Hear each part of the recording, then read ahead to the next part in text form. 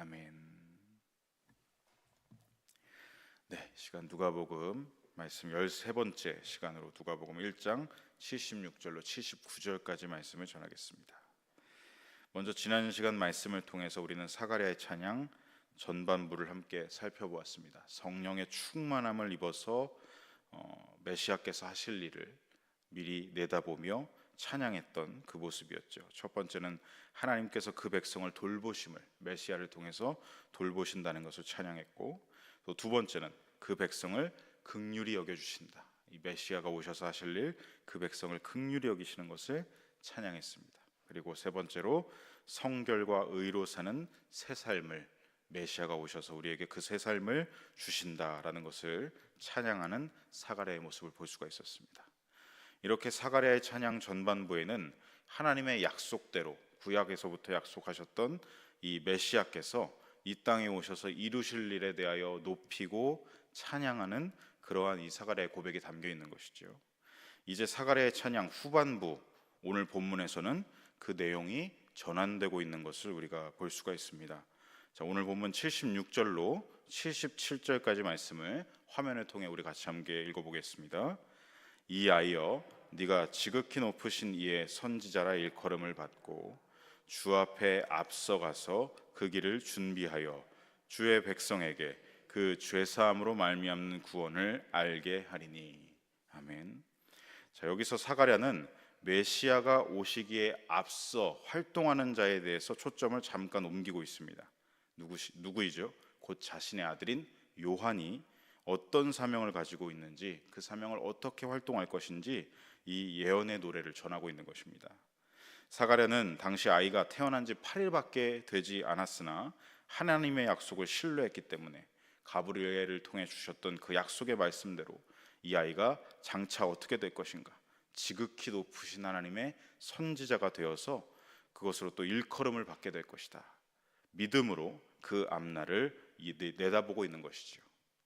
여기서 일컬음을 받는다라는 것은 하나님께서 세우신 선지자이자 동시에 무엇입니까? 모든 사람들이 인정하는 선지자로 공인된다라는 것을 뜻하는 것입니다. 현재는 8일밖에 되지 않은, 태어난 지 8일밖에 되지 않은 아기이지만 지금 사가랴는 현재를 보는 것이 아니라 성령의 충만을 힘입어서 미래에 이루어질 하나님의 역사를 바라보고 있는 것입니다. 사가랴는 지금 현실이 아니라, 지금 상황이 아니라 미래를 내다보니, 하나님께서 이루실 일을 내다보니 그 자리에서 어떻게 할 수밖에 없는 것이죠? 찬양할 수밖에 없다는 것이죠. 세례 요한은 이렇게 하나님 나라를 위해서 이 부모가 어려서부터 완전히 하나님께 드려진 그런 사람이다라는 것을 또한 우리가 알 수가 있습니다.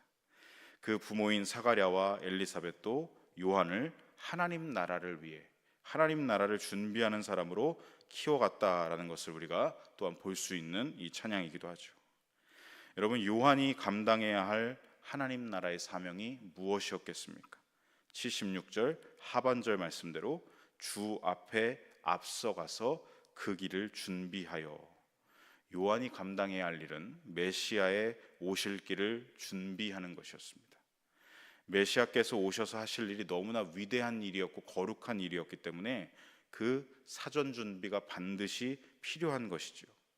메시아께서 오시기 직전 해야 할 준비이니 그 준비 역시도 구약에서 활동했던 선지자들과는 차별화되는 것이기도 합니다. 게다가 여러분, 당시의 상황이 어떠했습니까? 말라기 선지자를 통해 하나님이 말씀하신 이후 400여 년 동안 하나님의 말씀이 단절된 상황이었습니다. 암흑기라고 하죠. 그 암흑기의 짙은 어둠을 뚫고 메시아께서 오실 빛의 길을 예비하고 준비하는 일이니 그 일은 쉽지 않고 엄청난 사역의 무게감을 감당하면서 이 사명을 감당해야 하는 것이죠. 당시 유대 땅을 뒤덮은 짙은 어둠의 무게는 너무나 무거운 것이었습니다. 거대 제국 로마가 이스라엘을 식민지배 통치하고 있었고, 이스라엘의 통치자들은 어떠했습니까? 자기 권세욕을 이루는데 급급했습니다. 위정자들은 백성들의 고통에 전혀 신경 쓰지 않았습니다. 그렇게 나라의 주권은 상실되었고, 이 백성들은 고열을 흘리며 아주 고생 속에서 그 짙은 어둠을 다 견뎌내고 있었던 것이죠. 지도자층들은 오히려 친로마파가 되어서 백성들을 수탈하는 것을 일삼았습니다. 이 역사를 보면 마치 우리 역사를 돌아보는 것 같습니다. 바로 일제강점기 시절을 보는 것 같죠. 당시에 이 이스라엘 백성들은 늘 한숨을 쉬며 도대체 이 로마는 언제 물러가는 것인가? 도대체 우리는 언제 이 로마로부터 해방되는 것인가? 이것만 생각하며 바라보고 있는 상황이었습니다. 요한의 사명은 바로 이렇게 어둠에 짓눌려 있는 백성들에게 나아가 구원이 무엇인지를 전하는 사역이었습니다. 그것이 바로 메시아의 길을 준비하는 것이었죠. 하나님께서 이루실 진정한 구원이 무엇인지를 요한이 알리고 전해야 했던 것입니다. 그렇다면 요한이 전해야 할 진정한 구원은 무엇이겠습니까? 정치적인 해방을 넘어서 단순히 로마에 해방되는 게 구원이 아니라 우리의 진정한 구원은 무엇인가? 그것이 77절 말씀에 기록되어 있습니다. 우리 77절 말씀을 다시 한번 읽어보겠습니다. 주의 백성에게 그 죄사함으로 말미암는 구원을 알게 하리니. 아멘. 요한이 전할 진정한 구원의 메시지는 죄사함으로 말미암는 구원이었습니다. 죄로부터 해방되는 구원이었죠. 로마로부터 해방되는 정치적 해방의 구원을 넘어서 인간 존재 자체의 구원을 말하는 원죄로부터의 구원을 말하는 것이었습니다. 하나님으로부터 단절된 인생, 하나님 없이 사는 인생, 내가 내 인생의 주인이 되어서 사는 모든 인생, 이것이 모든 인생들의 가장 근본적인 죄의 문제, 원죄입니다. 인간의 마음에 기쁨이 영원하지 않은 이유, 평안이 영원하지 않은 이유 역시도 무엇이겠습니까? 하나님께서 창조하신 그 원래의 모습을 잃어버렸기 때문이죠. 나에게 가장 필요한 분은 하나님이시다라는 것을 원죄로 인하여 우리 인류 모두가 망각해버렸기 때문입니다. 그 당시 유대 땅에 드리운 경제적 빈곤함과 정치적인 상황, 식민 지배를 당하는 건 역시도 모든 그 근원의 뿌리는 무엇입니까? 인간이 가진 원죄 때문이라는 것입니다. 그 죄악의 현상으로 지금 로마의 식민 지배가 나타나는 거고, 경제적인 빈곤이 나타나고 고통이 그 땅을 뒤덮었다라는 것이죠. 근본과 뿌리는 원죄이고 그에 따라 나타나는 현상이 바로 열매들입니다. 질병, 빈곤, 폭력, 욕망, 죽음, 이 모든 것들이 원죄를 뿌리로 한 현상들로, 열매들로 나타나는 것이죠. 주님께서도 마지막 때가 되면 더 죄악의 현상들이 가득해질 거다라고 말씀하신 것도 바로 이 이유 때문입니다. 인간 내면에 가득하게 들이차 있는 원죄, 지독한 자기사랑 때문이죠. 내가 내 인생의 주인이라는 그 자기중심성이 시간이 가면 갈수록 어떻게 합니까? 더 강해집니다. 그러니 사람은 다른 사람을 존중하지 않고 폭력을 가하게 일쓰고 지배하려고 하고 정신적으로 조종하려고 하고 상대방을 하나님이 창조하신 인격체로 대하는 게 아니라 물건 취급을 하고 사람이 사람을 죽음에 넘겨주는 범죄들이 이렇게 마지막 때 더 늘어나는 것이죠. 그게 개인 대 개인을 넘어서 나라 대 나라로 바뀌면 어떻게 되는 것입니까? 전쟁과 살상이 되는 것입니다. 사람은 여러분 본성적으로 힘을 가지면, 권력을 가지면 힘없는 자를 짓누르고 싶어하는 죄의 본성을 가지고 있습니다. 그러니 한 사람이 절대 권력을 가지면 절대적으로 어떻게 되죠? 타락하기도 쉬운 것입니다. 왜냐하면 그 권력을 사용하는 사람이 원죄로부터 자유하지 않기 때문이죠. 우리가 역사를 통해 배워온 대로 어떻습니까? 중앙집권 국가, 제국주의 국가, 그 국가들이 성공하지 못했던 이유도 여기에 있는 것입니다. 한 사람에게 권력이 몰아졌을 때 그 나라는 결코 바로 설 수가 없는 것이죠. 이것은 먼 옛날의 과거뿐만이 아니라 우리 근현대사에서도 발견할 수 있는 것 아니겠습니까? 요즘 화제가 되고 있는, 흥행하고 있는 영화 서울의 봄이라는 영화가 바로 절대 권력을 손에 넣기 위해 군사 반란을 일으킨 이 1979년 12.12 군사 반란을 그리고 있지 않습니까? 이러한 1인 독재 체제, 1인 권력 체제, 중앙 왕정 정치, 이런 것들을 제도적으로 제재하기 위해서 나타난 정치 이념이 바로 북한이 채택한 사회주의 이념과 우리나라가 채택한 민주주의 이념입니다. 한 사람에게 가 있는 권력 체계를 국민들에게, 민중들에게 이제 배분한다, 이런 이념인 것이죠. 그런데요, 이 이념도 인간을 구원하거나 해방하지 못했습니다. 사회주의 이념 어떠했습니까? 사회주의 이념도 악을 저지하지 못합니다. 북한 땅을 보십시오. 그 사회주의를 이용하고 있는 1인 독재자에게 모든 권력이 다 가 있습니다. 사회주의를 이용해서 자기 권력을 지금 더 곤고히 세우고 있죠. 3대째 철권 통치를 이어가고 있습니다. 결국 북한은 오히려 더 죄악의 고통이 가득한 땅이 되어버렸습니다. 민주주의 이념은 어떠합니까? 우리나라가 민주화를 이루는 게 쉽지 않았습니다. 너무나 어려웠지요. 우리 근현대사는 산업화와 민주화의 이야기로 가득 차 있지 않습니까? 1인 권력자들이 자꾸 집권하려고 했고 국민들은 그것을 막으려고 했습니다. 그 민주화가 우리 근현대사 역사의 거의 대부분을 이루고 있습니다. 너무나 많은 국민들의 희생과 아픔을 치러와야 했죠. 저는 기본적으로 어떤 정치인도 믿지 않습니다.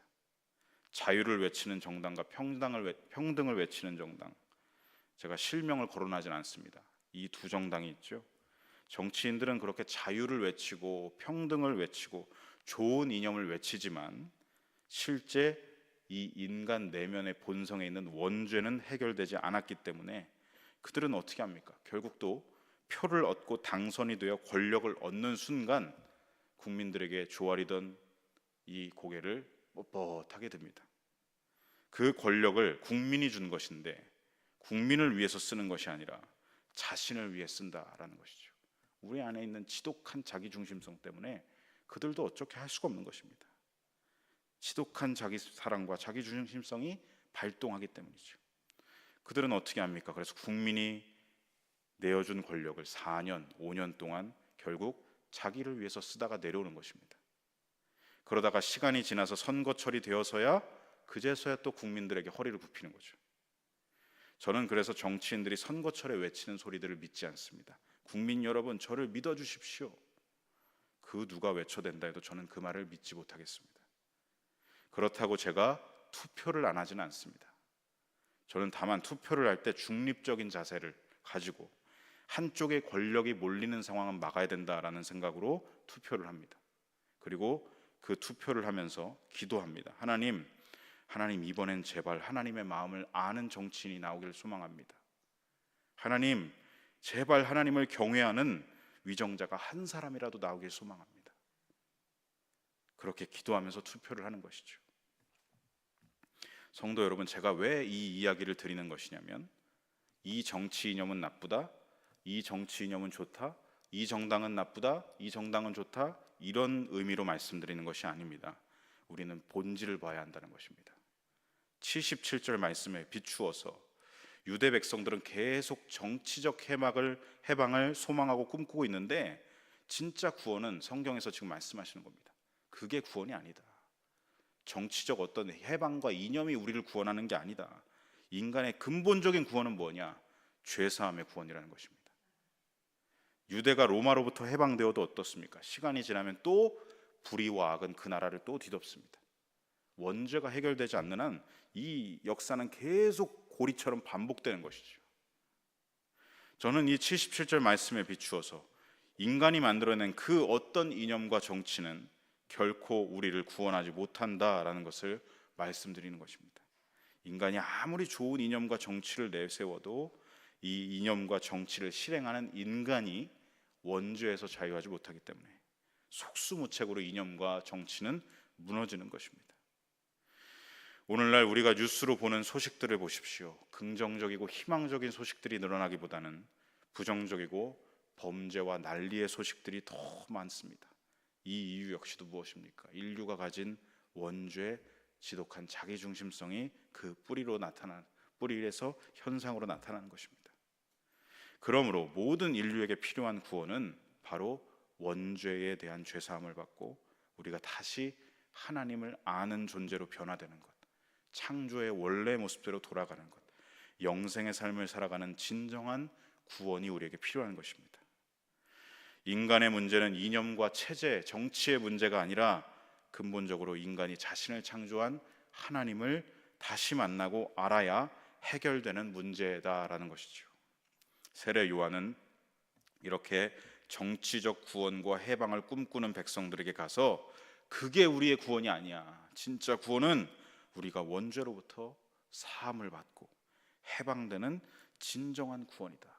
이것을 말하고 선포하고 사역해야 했던 것입니다. 이렇게 메시아가 오실 길을 전하는 준비 작업을 해야 했습니다. 여러분, 쉬웠을까요? 어렵습니다. 백성들의 니즈는 정치적인 해방인데 이게 우리 구원이 아니라 진짜 구원을 말하는 일은 쉽지 않은 것이죠. 그들이 요구하는 구원과는 다른 구원을 말해야 되니 이것은 여간 쉬운 일이 아니었던 것입니다. 물론 세례 요한이 그 시대에 들이운 그 짙은 어둠의 무게를 뚫고 이 위대한 사명을 감당해야 하지만, 그렇다고 요한이 또 인간의 죄 문제를 해결하는 사람도 아니었죠. 요한은 무슨 역할을 감당해야 하는 것입니까? 내가 구원을 주는 사람이 아니라 구원은 어디에 있는가? 구원은 누구로부터 임하는가? 구원자이신 예수님만 가리키는 방향지시의 사명만을 감당해야 하는 것이죠. 요한은 어둠이 짙은 땅에서 이 땅이 아니라 하늘을 가리켰습니다. 위를 보라고 말합니다. 비유하자면 물에 빠진 사람이, 허우적대는 사람이 자기를 스스로 건져낼 수가 없습니다. 위에서 누군가가 우리를 건져내야만 살 수 있다는 것을 전해야 했다는 것이죠. 이 땅에서 우리를 구원할 구원자가 솟아나는 게 아니라, 영웅이 탄생하는 게 아니라 위로부터, 하늘로부터 구원자가 우리에게 오실 것이다 라는 것을 전해야 했다는 것입니다.